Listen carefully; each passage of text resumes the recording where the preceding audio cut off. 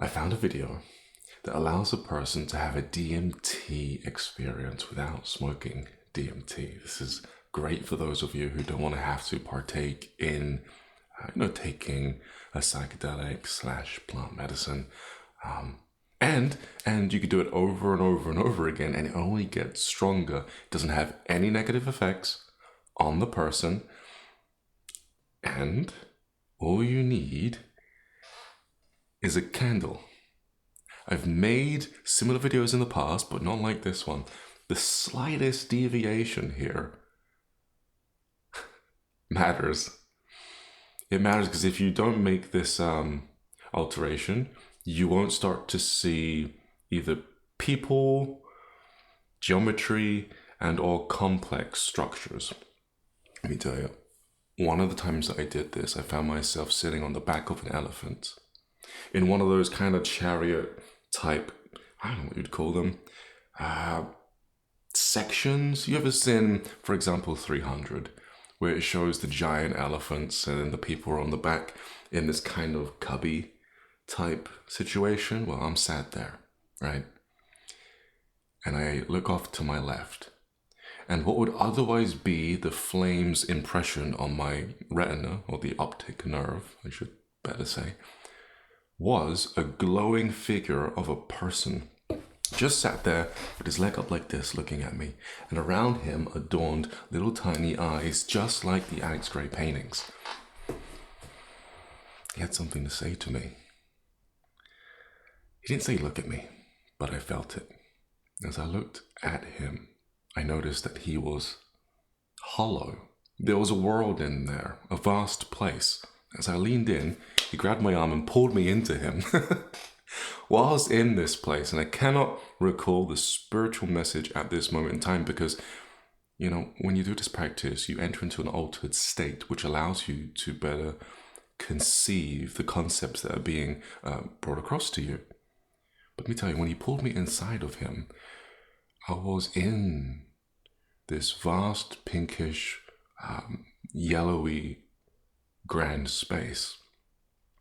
And it felt like his voice, in the form of a vibration, in the form of a knowing, came to me, showed me a certain way that I was thinking, showed me how it was wrong, and then gave me the answer. Again, I can't remember the answer. Heck, I'm having a hard time even talking about the complexity of this.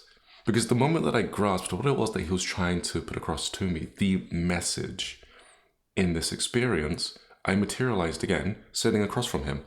And he was just like, yeah, this time his energy was, yeah, you get it, right? There have been so many other types of experiences that I've gone through with this meditation. I'll tell you how to do it in a second, as well as to some other ways to better increase your odds of having a similar experience. Another type of experience I had, I found myself among so many vast structures. Yeah, they were huge and very, very complex. I looked down as I'm floating there in this weird disembodied space. I look down and I see a giant eye. Around it, wheels.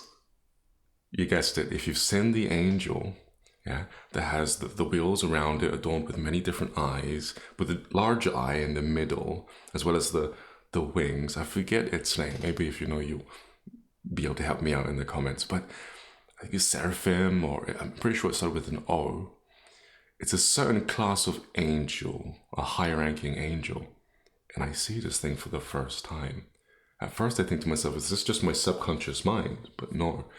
I've gone through many other practices in the past that allow me to better differentiate what's coming from my subconscious and what's being kind of just shown to me without any form of influence on my part. And all of these experiences that come from this type of meditation are spontaneous. You really can't make this stuff up. They're too complex. They're too esoteric you're more than likely going to come across the things that you see during these visionary states, looking in a esoteric book like the Kabbalion, or perhaps you're looking into angels and you see something with wings in here that doesn't quite match up to the biblical description of angels. And so then you find yourself looking online only to come across the exact same thing.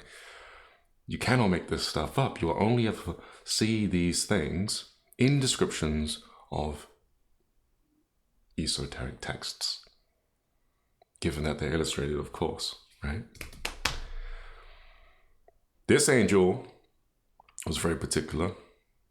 It gave me quite a spiritual understanding on the nature of what we all are. And of course, you know, if you've been in the spiritual field for a while, you've come across this understanding in many different ways. But what a lot of people accidentally miscalculate is the way in which this particular spiritual lesson should be viewed when it happens on psychedelics. See, when you're on a plant medicine and you see a higher life form, an intelligent life form, that is usually some type of a deity and or godlike figure, it will often try to show you how we're all one by becoming you. That's exactly what this archetypal angel did here. This one with the eye and the rings. I still had some doubts, so I asked ChatGPT to scour the web and the Bible and other resources and find out for me as to whether or not this thing has been seen for real. Because I've seen similar renders of this, CGI on my TikTok newsfeed and even on Instagram. People trying to recreate biblical angels, the accurate depictions of biblical angels. But has there ever been someone out there in the world that's actually seen them physically? That's why I asked AI, ChatGPT, and sure enough, it said no. The only way in which people come across that particular angel that I saw was through visionary states. Okay, so how do you do it? How do you do it? Well, it's quite simple. Take yourself a candle, light it up, and place it about, I say, heart level to about one palm's width down, because then you'll be able to look at it comfortably. Because ultimately, you want to shift into a form of eye gazing, yes? Now, the actual term for these series of practices is called Trāṭaka or Trataka, yeah? But most people just enunciate it as Trāṭaka. And essentially what this means is fixed gaze. You stare at either a flame or a bindu, and if you want more information on other bindus and what they do, I'll leave it on my website. I'll put a link in the description below, as well as to printouts to these bindus that lead to similar altered states. Perhaps if I have time in this video, I'll talk about that in more depth. But essentially, whether it's a bindu or a flame, you want to make sure that you can comfortably gaze at it. Yes? So you want to take yourself a flame. In my case, I put it on a tripod so that I have complete control as to, how high it is or how low it is. And you want to keep your back straight, put your hands on your thighs, bring them back just a little bit so that the resistance that you're feeling in your arms are straightening your back. Yeah, that way you don't have to think about it so much. You look at the brightest part of that candle, and then you focus on it. Not too much to the point where it's becoming unbearable, but just enough for you to recognize that it's there. I find if you imagine something on purpose inside of your head, and then gradually, pay attention to the flame, there it is, you'll know exactly how much effort that you should instigate in this process to be able to recognize the correct amount of attention that you need while staring at the flame. Does that make sense? It's literally just the amount of effort that you need to notice that it's there. If you're drilling a hole into that flame, thinking that it's going to do you better, you might instead damage your eyes and have it start flickering too much. Okay? Now, you're staring at that flame. And as you're staring at that flame, you allow the eyes to come down, the eyelids, just a little bit, so that you're comfortable. That's why we keep it just a little lower for beginners. For advanced practitioners, maybe you've done this practice before, you can actually have it much higher up at the level of your pineal gland, maybe even a little closer, so that you can see more details without having to really strain. It's going to have a much greater effect, when it comes to the outcome that you're looking for here. But let's say you're a beginner, you have it about, heart level. You're resting your gaze, you're just looking at it. Notice how it looks. Keep your mind completely blank. If your mind wanders, bring it back to what it is that you're doing. You're looking at the brightest part of that candle. Please don't get stressed out. Like, I can't do it. I keep mind wandering. I'm going to give up. Don't. Trust me, your brain has a time limit when it comes to how long it can distract you for. If you just stick to it, give it about 20 minutes, you'll notice that the neural pathways responsible for you focusing on that candle, as opposed to the neural pathways that are being lit up when you're distracted, will become stronger. It's like the energy switches from the distraction neural pathways to the focused, I'm doing this practice pathways. And you'll notice that it just becomes so much more easier to focus on it because you've been sat there for a certain period of time. So don't give up if it's getting hard. Allow yourself to look at it and keep bringing your attention back to that flame. Now here's the next bit, and this is tricky for a certain reason. I'll talk about it in a second. When you feel like your eyes are becoming uncomfortable, because inevitably they will, what you got to do is you close your eyes and then instantly imagine that flame becoming a beam of light hitting the brow, right in between the eyebrows, moving past the pituitary gland and into the pineal gland. Okay, this is stage one. And you want to do that a few times until it becomes easy. Now, it shouldn't work. If you've done everything right leading up to this moment, it shouldn't work. And that's because when you stare at a flame for a long period of time, it changes the behavior of the visual cortex of your brain, okay? And so because of the change of your visual cortex, when you try to visualize, because it's the same visual cortex that allows you to see within your pineal gland as well as to your physical eyes, all that light, whether it goes through here or the pineal gland, gets shined back there.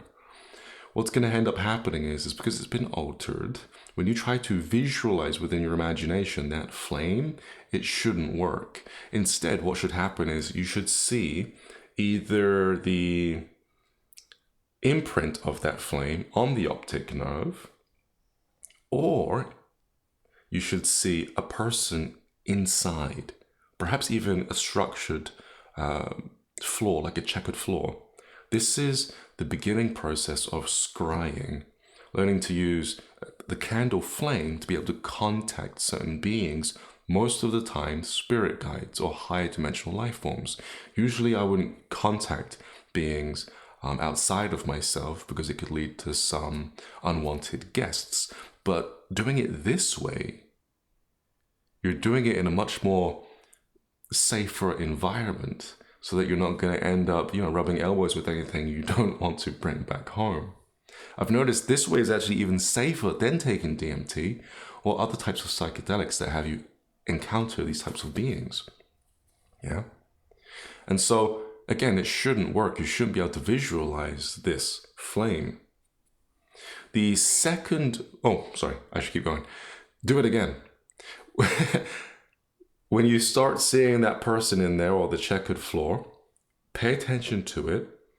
If you want it to get stronger, don't try to visualize it because that will just make it worse. Instead, try to look at it as if you were looking at something with your physical eyes.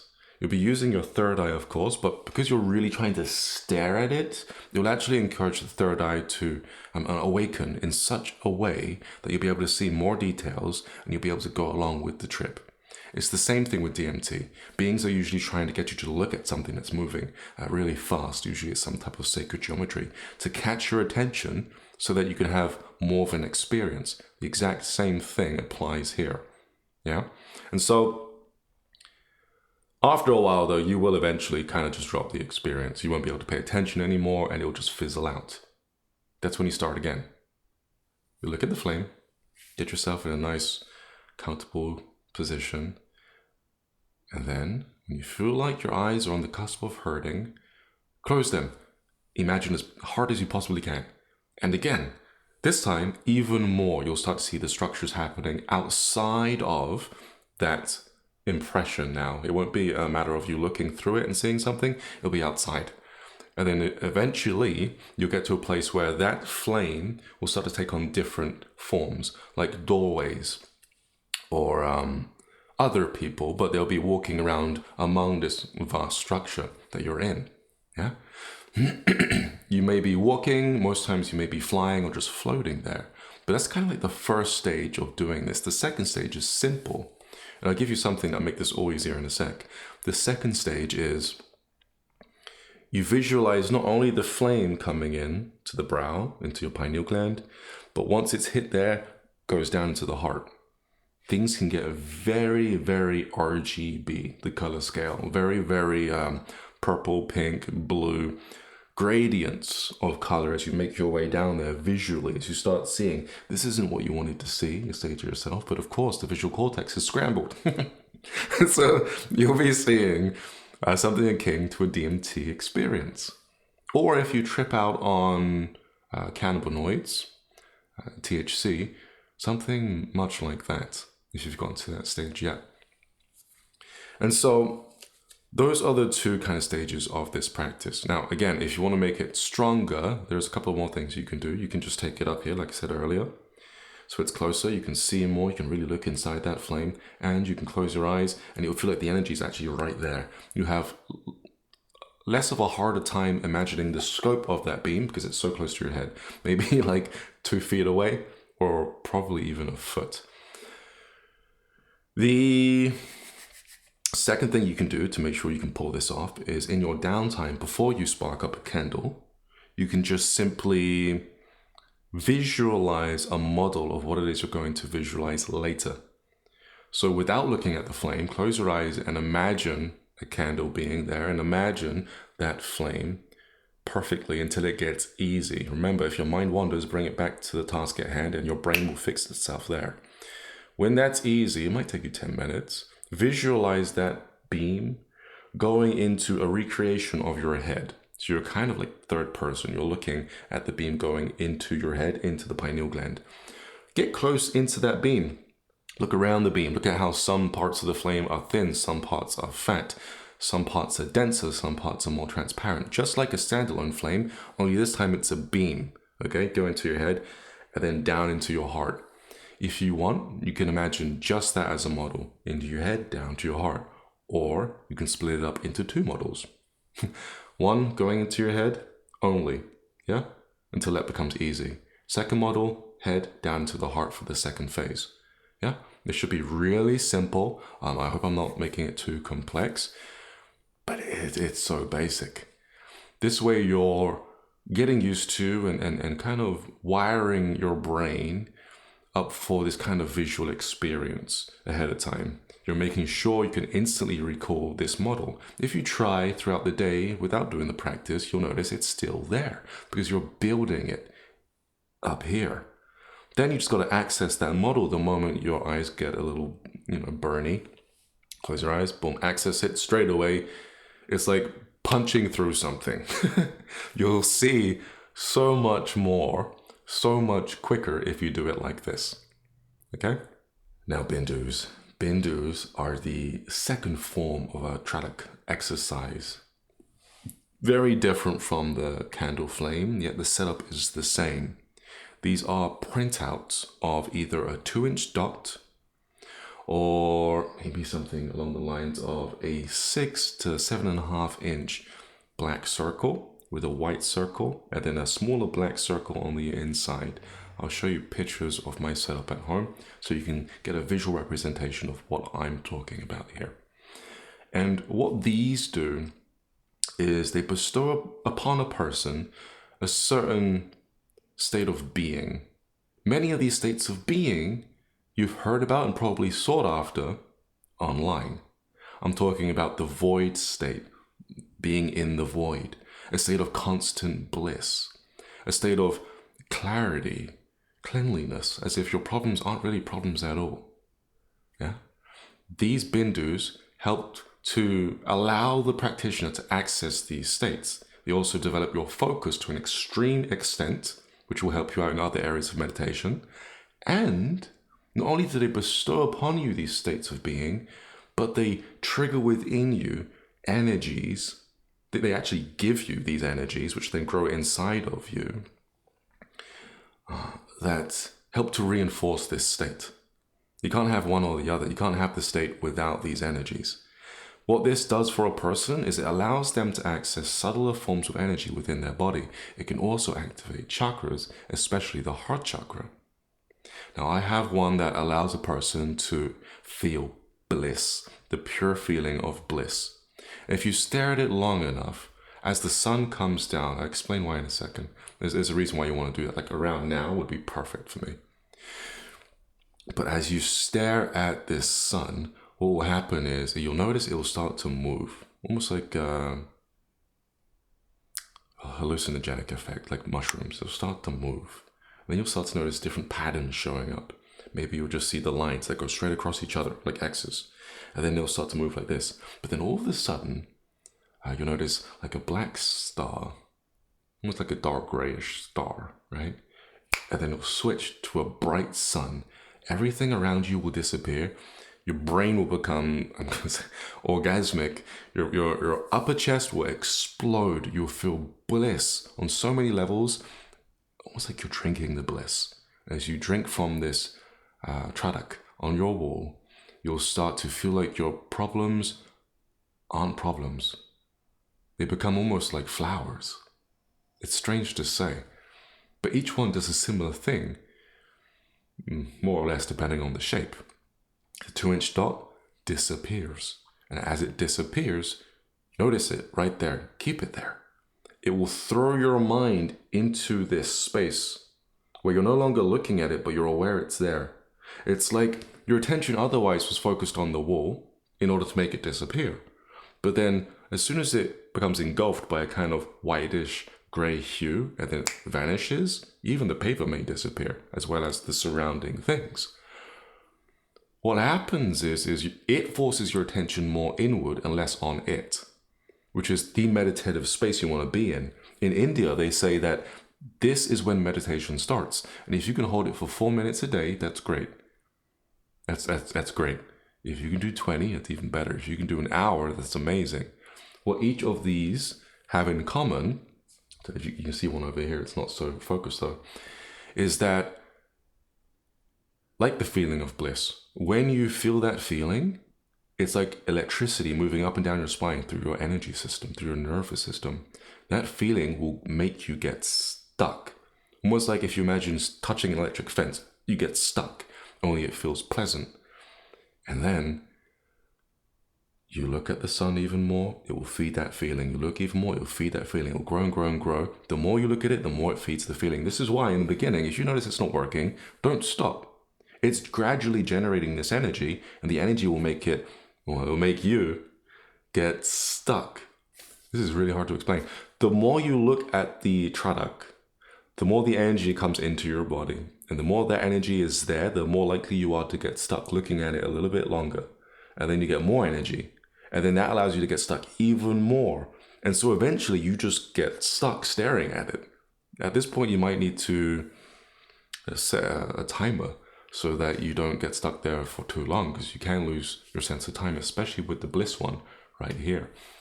I'm pretty sure I mentioned something. Oh, that was it. The sun, as it's going down, perfect timing. Now, for beginners, it might be a little difficult to get the hallucinogenic effects to start happening. And that only happens, usually, when the sun is going down and it gets darker and darker in your room, because the darker it is in your room, the easier it is for your eyes to notice these effects happening right before your eyes. If it's too bright in the room, it can be really hard to make something disappear or to make the sun show up, right? So right now, if I was to start, I'll notice it'd be easier for me to stare at it and to have the sun appear on that Trataka on my wall, yeah? Here's the thing, it gets easier and easier the more the sun goes down. And so I'm going to get stuck uh, relatively quickly because the conditions are more favorable for a nice locking sensation. So I'm gazing at that Trāṭaka, and I'll gaze at it in the exact same way that I'll gaze at a candle, the exact same way. Yeah. About a distance away from my heart to the wall, and I'll gaze at it so it's easy. I'll make a blog post about it. I'll mention the others there, what they do, how they change. I'll also leave a downloadable zip file so that you can download all of these on your computers at home and you can print them out. You can then pin them to your wall and do the exact same thing. It's really cool. So best times to do this, sundown and sun up. Sun up for the opposite reason, in that it gets easier first, then it gets progressively harder. But because you started off easy, you should be training your ability to be able to get to where you need to be with these in less favorable conditions, really bright, environments in your room. One last thing before I close down, I'm going to have this isn't related, but I know a lot of my followers want to be able to do this particular skill. Astral projection. If you want to learn how to do it, I'm hosting a class on the 22nd of February. The next day, I'm hosting a class on shadow integration. Yeah. The astral projection technique that I'll be teaching for that upcoming event will be the 10-step astral projection conditioning process that conditions a person into the astral projection state. So if you can imagine walking around your house and just feeling like at any moment you can just lay down and separate out of your body, that's exactly what it will be like. Because the more you do this conditioning process, the more you inspire this astral projection energy to grow within you, much like how the Trataka bliss one activates the heart and has you experience true bliss. These steps will have you access your astral body and strengthen it so much to the point where you feel like you live in between worlds. It's very strange. There will be a way for me to tell you how to close it down if you don't want to feel like you're here and you're someplace else. So I'll tell you that in the group call. But essentially, I'll be hosting that class on the 22nd. For more details, check out my website, ryancropper.com, as well as for the printouts, the Trataka printouts, okay? I'm Ryan JC, Ryan James Cropper. Cropper? That's not my name. I'm Ryan JC, Ryan James Cropper. This has been Your Potential, and I'll speak to you all pretty soon. Peace.